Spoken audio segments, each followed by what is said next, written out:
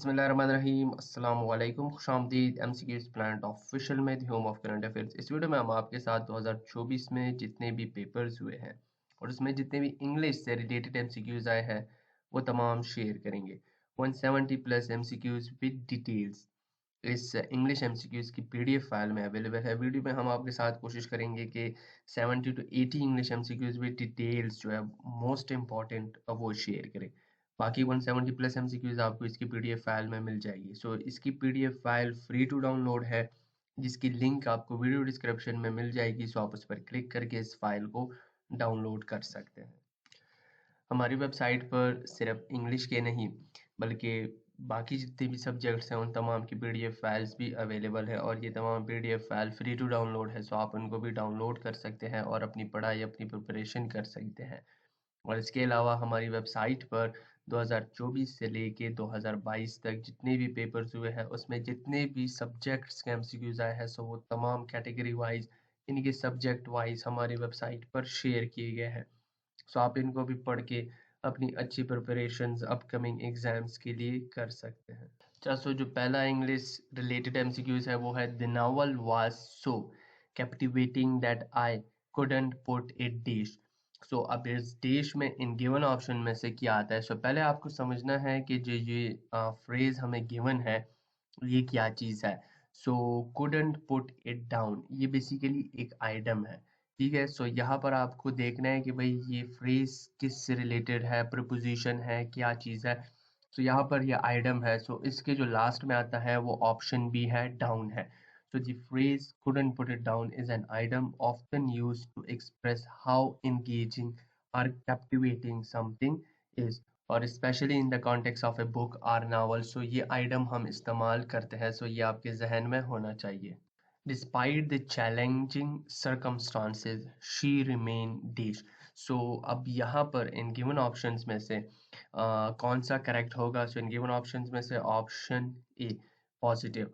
देखिए चैलेंजेस के बावजूद भी यहाँ पर जो करेक्ट आता है ना, शी रिमेन पॉजिटिव, वो पॉजिटिव रही। यहाँ पर नेगेटिव, न्यूट्रल या इनडेफिनेट वो सही नहीं आता। यानी कि आपने सेंटेंस को देखकर उसके साथ उस ऑप्शन को फिट करना है।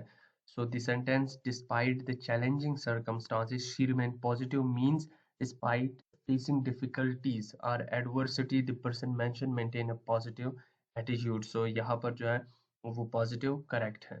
The team work days to complete the project on time। So option को अगर देखा जाए so carelessly यहाँ पर करेक्ट नहीं है। so अगर slowly काम करेंगे so on time तो वो complete होगा नहीं, और अगर हैप्पैज़र्डली काम करेंगे सो फिर भी ऑन टाइम कंप्लीट नहीं होगा। सो यहाँ पर जो करेक्ट ऑप्शन है वो है option A, quickly to complete the project on time. I am looking forward dash the party. अब यहाँ पर कौन सा प्रोपोजिशन वो करेक्ट आएगा। So option A to. अब टू यहाँ पर डायरेक्शन को शो कर रहा है कि like I am looking forward to the party, यानी कि मैं पार्टी को ज्वाइन करने के लिए उसकी जो एंटिसिपेशन है, हमारी direction of your anticipation or expectation towards the party।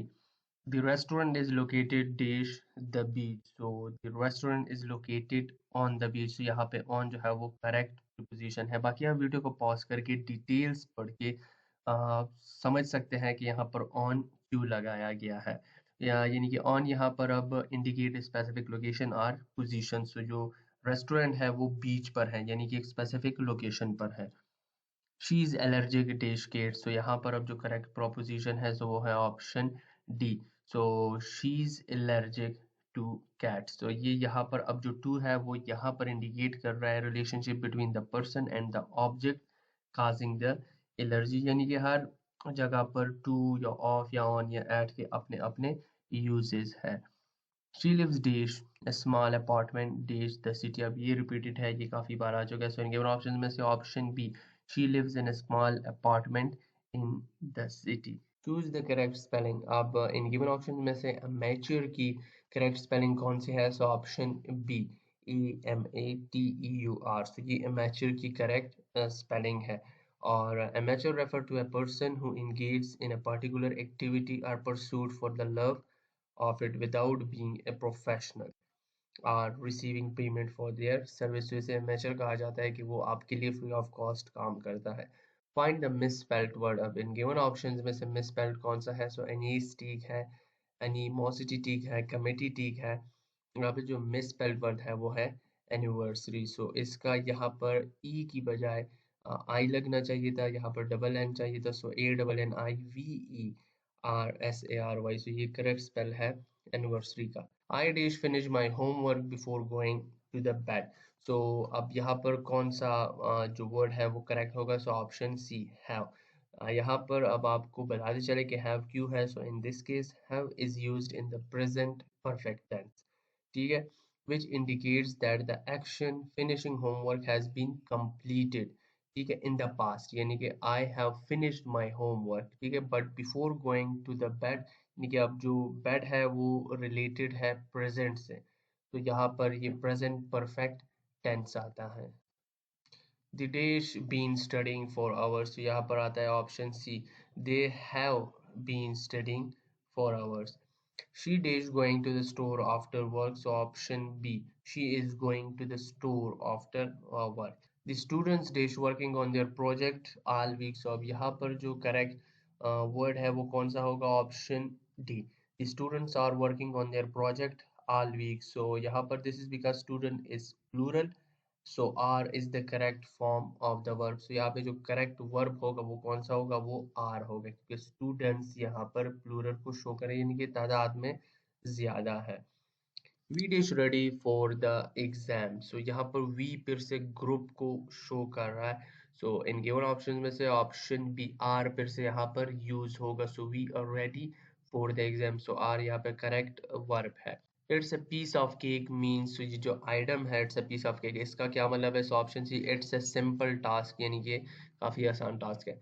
The ball is in your, so ये भी काफी फेमस आइटम है। So the ball, option A, the ball is in your court, यानी कि अब जो बॉल है वो तुम्हारी अदालत में है, यानी कि now the action is in your hands, तो अब तुमने फैसला करना है। Choose the word from the following which is spelled wrongly, so option A personal. Personal का बेसिकली करेक्ट ये वाला है जो ऑप्शन बी है। सो ये ऑप्शन ए जो है वो करेक्ट नहीं है। नोशनल भी ये वर्ड मौजूद है और नेशनलिस्ट भी वर्ड मौजूद है। Meaning of the idiom, he left the town under a cloud, so इस आइडियम का मीनिंग क्या है? ऑप्शन बी, इन डिसग्रेस, यानी कि ही left the town under a cloud means he left under circumstances that cause shame or disgrace, ठीक है। Meaning of the idiom, she tried to slip off but was catch immediately, अब इस idiom का क्या मतलब है? So option C, leave quickly, यानी कि उसने जो है खामोशी से वो जगह छोड़ दी। वन वर्ड सब्स्टिट्यूशन है, person who pass through this gate without permission will be prosecuted, तो उसे क्या कहा जाता है? ऑप्शन बी, ट्रेसपैसर, यानी कि ट्रेसपैसर इज समवन हु एंटर्स और passes through a property without permission. One word substitution है, वाइड अनइंटरप्रेटेड व्यू, सो इसका क्या मतलब है? ऑप्शन बी, पैनोरामा, यानी कि panorama refers to a wide uninterrupted view of a large area. One word substitution है, a short poem or speech addressed to the spectators after the conclusion of a drama, so उसे क्या कहा जाता है? Option ए, epilogue। तो epilogue जो है ना, ये short poem होता है और speech addressed to the spectators after the conclusion of a drama. Select the one which best expresses the same sentence in indirect speech. He said they will be using my car for a trip. So अब यहाँ पे जो correct same sentence होगा indirect speech में, उसको क्या होगा? Option D, he said that they would be using my car for a trip. So in indirect speech, the future tense will is changed to would, ठीक है, और the possessive pronoun my is changed to his to reflect the change in perspective, so ये दोनों चीजें जो है वो change हो जाएगी। अब वन वर्ड सब्स्टिट्यूशन है फिर से, इंटेंस फियर ऑफ थंडर और लाइटिंग, उसे क्या कहा जाता है? Option D, astrophobia.